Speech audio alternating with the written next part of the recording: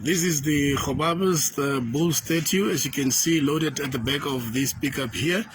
As you can see, it has been restored, and it has been brought here to be, it will be spray painted a little bit and cleared a little bit and returned to its former spot where it was always stationed.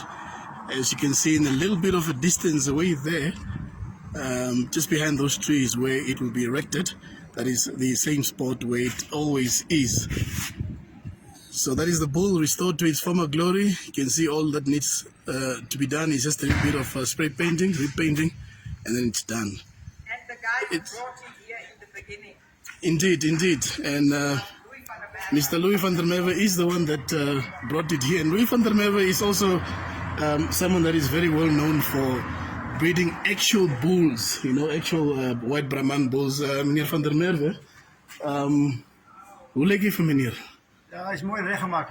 Het moet net overgeverfd worden. Just be repainted now. Yeah. That will be done this evening. We start this evening in my garage and we'll finish it by, say, in a week's time. We'll put it back on its place. And it will be the same white Brahman that it has always white been. Brahman, not the red Brahman, white Brahman.